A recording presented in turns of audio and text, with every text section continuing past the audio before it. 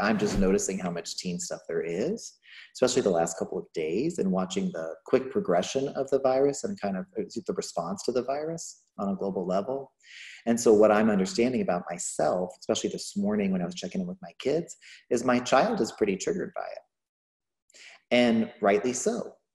And so, basically it's time for me to do a little bit more work with my teen, but especially with my child, and kind of soothing him around what is occurring and kind of the unknown quantity of it or quality of it. As each day goes on, I think I noticed myself bouncing kind of back and forth between like the kid a little bit, the teen a little bit, and then I'm like, let's chill, guys. Mm-hmm. Well, that's good that you're able to have like kind of pep talk or constant, some contact with them about it, because it can be informal in the moment, and that can really help in the moment. Your teen's going to mainly move into avoidance and or information gathering around the virus and around the global response. And so that's like checking your phone a lot, which is important. I'm not telling you shouldn't check it at all, but it's like, kind of, the teen can get pretty hyper. And in this situation, because we all have handheld devices, that's usually the go-to for a lot of the way that the teen's going to try to make you feel safe. But it doesn't mean your adults shouldn't be involved as well. Like as far as gathering information, knowing what you need to know, especially parents, like there's so much going on with my clients that are parents and how their whole world is forever different. At least in the States, and I know, Leanne, you can relate to this too, because you're also in California as well. They're not going to go back to school ever, like basically for the rest of the year. They just haven't told everybody yet.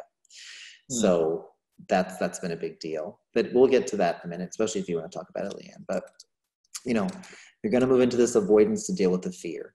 And so a lot of it's going to be information stuff. And it doesn't mean a little distraction isn't okay.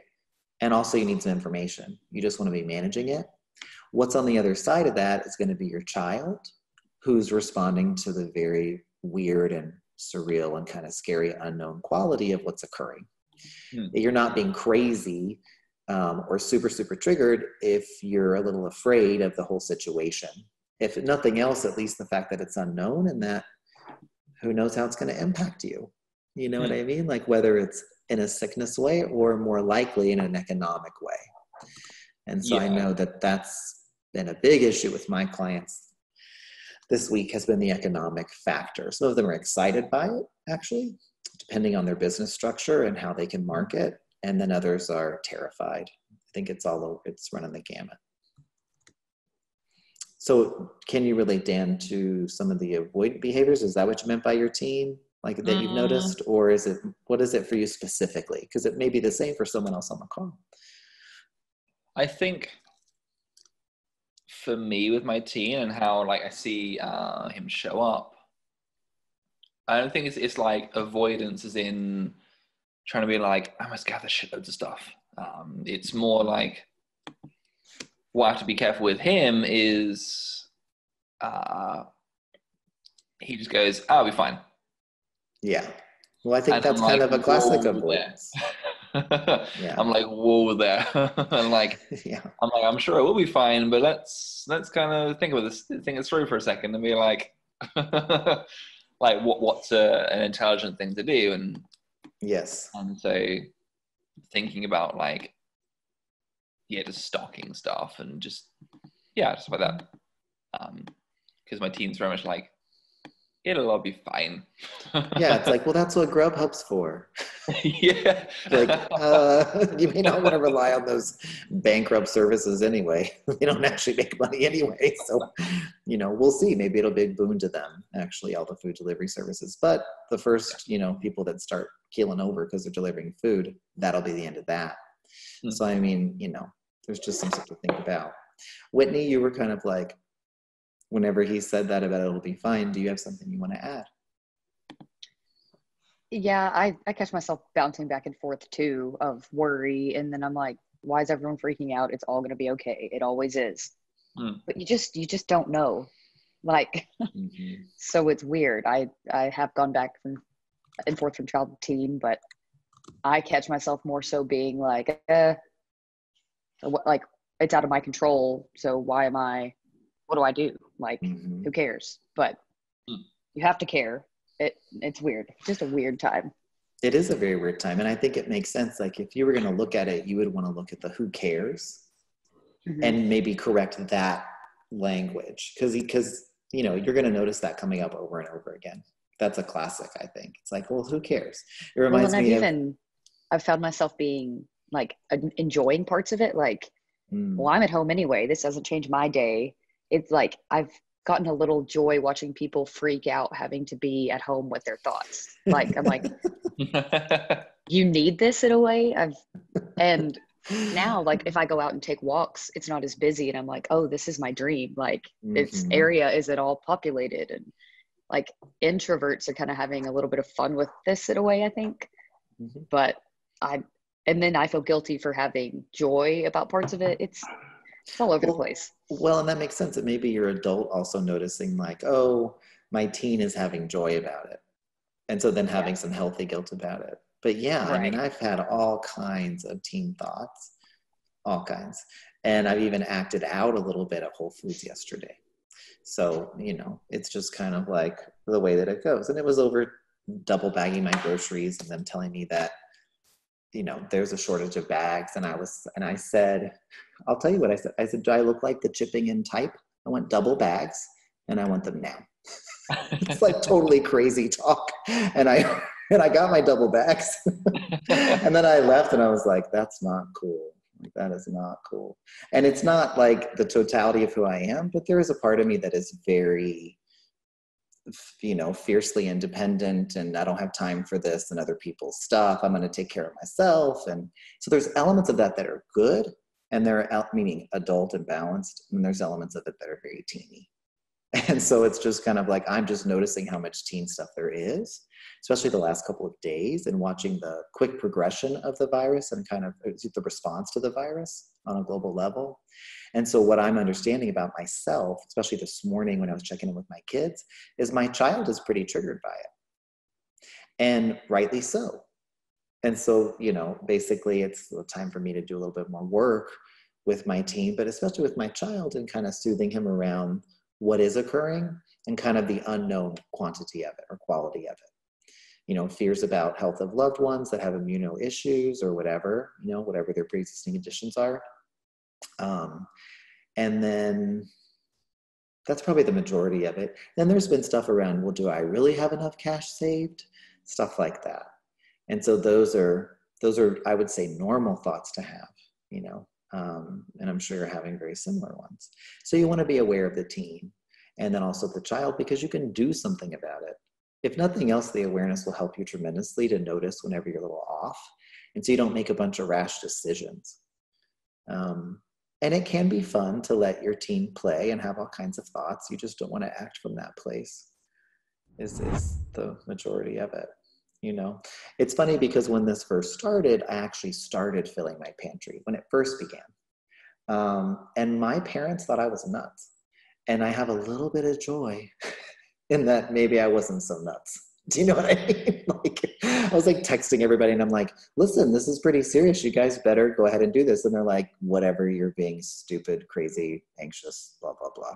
And I was like, okay, you know? And so I don't know. I mean, it's not like I started super early and I'm not patting myself on the back. I'm just saying like, it's good to be prudent and then understand that things really are different and will be different for the rest of your lifetimes. So it doesn't mean that the whole world's going to be a grinding halt, but this is for America, especially kind of a 9/11 type event where things will be dramatically different moving forward. You're going to see a lot of life moving online, which I don't know if that's a good thing or a bad thing, but it is very much what's going to happen. It's providing an interesting kind of window into it. And then I've also had some healthy guilt. I think about all the times that I talked about a culling and how that would probably benefit the world. Because it turns out there is a culling afoot.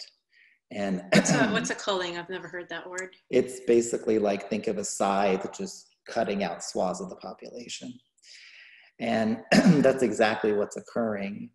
You know, and Italy is a terrible and sad example of this. I mean, they're not even, if you're over 75, They're not even acting like they're going to help you. They're like, no, you just need to go home if you make it good. If not, sorry. So, I mean, that's kind of crazy in modern times. We haven't had anything like this before. So there's reasons. I mean, I've seen a lot of, I mean, there's a lot of information coming at us. And I think one of the most interesting things I've seen, and I haven't looked at the stats, but some people are saying the last time this happened was 1957, which was much, much better than 1918. But if you just look at that now, are we better off now than we were in 1957? So what was it in 57? I didn't even look at the details, but because definitely the 1918 stuff is very congruent with what's occurring now, especially when you look at. Yeah, but I think that was even a more extreme example in 1918. So I think it's just a perspective that 60 years later we're still here. Yeah, no, humankind will go on. It's just what will it look like, and then I think it'll be different for people. I think the economic implications are profound. That I do believe, for most Americans in particular, the redundancy of jobs and different things, the gig economy. I don't know. I just don't think that stuff's going to make it in this next cycle. So, I guess we'll see. So, somebody else. How are you guys doing with this? Jackson, how are you? This has been very wild for me, especially so I'm normally living in Charleston, South Carolina, but I was planning to move to Chicago in June. Oh, okay. I didn't come up here be with my girlfriend, and like 1 week ago, I didn't care at all about this coronavirus. It was like just not a big deal. And since then, I basically packed not all my stuff, like a significant amount of stuff in a suitcase, and flew up to Chicago on standby because my girlfriend works for United. I was like, I don't know if flights are going to get grounded or not. So I don't want to be stuck in Charleston where I don't have a car or friends or family really.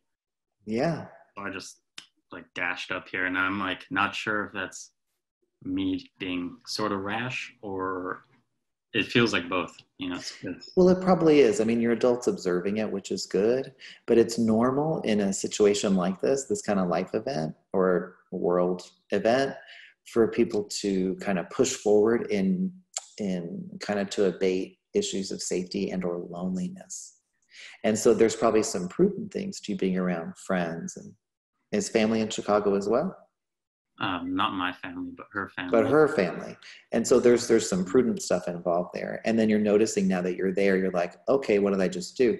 And that has to do with, kind of some of the teen and child triggering around, fear about what's going to happen, different things like that. I mean, it's not uncommon for people to rekindle. This is not your situation, but it can be an extreme as bad relationships that don't work. And then you go back into the relationship when there's such a large crisis on a world level or economic level. Whenever when September 11th happened, I had just moved to San Francisco from New York. And actually I worked at 7 World Trade Center, which was destroyed. And so I had moved to San Francisco, and I was in typical Brent style back then. I was in a bad codependent relationship with an addict. Yay, that's like what I would do. And so I was in this bad relationship, and I was like, I'm going to get out of this, blah, blah, blah. Well, 9/11 happened, and I was like, I'm moving in with him, and we moved in together. And it was this large reaction to like a lot of intense safety issues that came up as a result. And so then after everything calmed down, I distinctly remember being like huddled together in the bed, kind of like, oh yeah, this is really scary. Because remember, I knew people that died in that, and like it really impacted me going, having been in junior high and high school in New York. And then like after it all calmed down, I was like, oh my God, like what the fuck did I do? And how am I going to get out of this? And you know what I did? I went to graduate school. That's what I went to grad school, because I could get free money from the government to go to graduate school. And I didn't really want to work anyway. Yeah. Yes, young Brent. So anyway, it's normal to have like big responses. And I'm sharing that with you because I'm not telling you that you're having that kind of response, Jackson, but I'm just saying, hey, it's normal to want to feel safe. And so if you can mitigate some of the safety with some of this work, like the fact that your child is feeling unsafe and worried about things, that'll help you to remain or kind of go back and touch that adult place around large life decisions.